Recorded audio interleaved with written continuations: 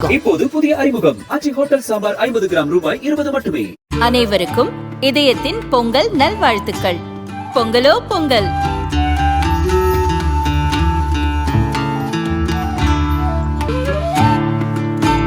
அனைவருக்கும் இதயம் மந்த்ராவின் பொங்கல் தின நல்வாழ்த்துக்கள். பொங்கலோ பொங்கல். மத்தியில் ஆளும் பாரதிய ஜனதா தேசிய அளவில் மட்டுமின்றி உலக அரங்கில் அதிக தொண்டர்களை கொண்டுள்ள அரசியல் கட்சியாக திகழ்கிறது. 14 கோடி தொண்டர்களுடன் பாரதிய ஜனதா உலக அரங்கில் முதல் இடத்திலும், இதற்கு அடுத்தபடியாக சீனாவின் கம்யூனிஸ்ட் கட்சி 10 கோடி தொண்டர்களுடன் இரண்டாவது இடத்திலும் உள்ளன. பாரதிய ஜனதாவின் தேசிய தலைவராக இருந்த அமித்ஷா மத்திய அமைச்சரானதும் 2019 ஜே.பி. நட்டா அந்த கட்சியில் தேசிய செயல் தலைவராக நியமிக்கப்பட்டார். அடுத்த 6 மாதங்களில் அக்கட்சியில் தேசிய தலைவராக தேர்வானார். கட்சி விதிப்படி ஒருவர் தேசிய தலைவராக 3 ஆண்டுகள் பதவி வகிக்கலாம். அதன் பின் மீண்டும் தேர்தல் நடத்தி புதிய தலைவரை தேர்வு செய்ய வேண்டும். 2024ஆம் ஆண்டு லோக்சபா தேர்தலுக்காக ஜே.பி. நட்டாவின் பதவிக்காலம் நீட்டிக்கப்பட்டது. பின் அவரும் மத்திய அமைச்சராக பொறுப்பேற்றார். தொடர்ந்து ஹரியானா, மகாராஷ்டிரா, ஒடிசா, பீகார் மாநில சட்டசபை தேர்தல்களில் கவனம் செலுத்த வேண்டியிருந்ததால் நட்டாவின் பதவிக்காலம் தொடர்ந்து நீட்டிக்கப்பட்டது. இந்நிலையில் நாடு முழுதும் மாநில தலைவர்கள் நியமனம் முடித்து தேசிய தலைவரை தேர்ந்தெடுப்பதற்கான பணிகள் சூடு பிடித்துள்ளன.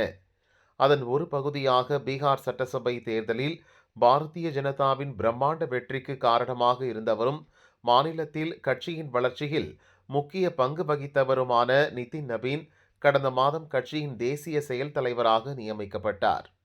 இந்நிலையில் கட்சி விதிகளின்படி முறைப்படி தேர்தல் நடத்தி தேசிய தலைவரை தேர்வு செய்வதற்கான நடவடிக்கைகள் விறுவிறுப்பாக நடந்து வருகின்றன.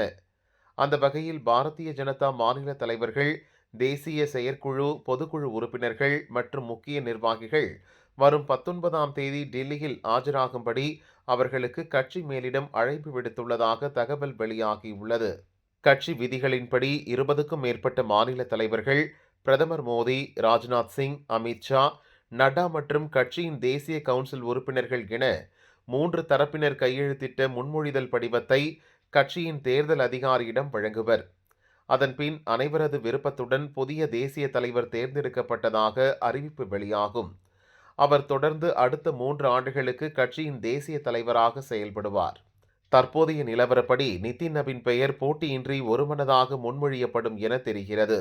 தற்போது 45 வயதாகும் நிதின் நபீன் பீகார் சட்டசபையில் 5வது முறையாக எம்எல்ஏவாக உள்ளார். நிதிஷ்குமார் தலைமையிலான பீகார் அமைச்சரவையில் முக்கிய துறைகளுக்கான அமைச்சராகவும் இருந்துள்ளார். பிரதமர் மோடி, ராஜ்நாத் சிங் உள்ளிட்டோர் 75 வயதை நெருங்கிவிட்டனர். அமித்ஷா, நட்டா, கட்கரி உள்ளிட்ட தலைவர்கள் 60 வயதை கடந்தவர்கள்.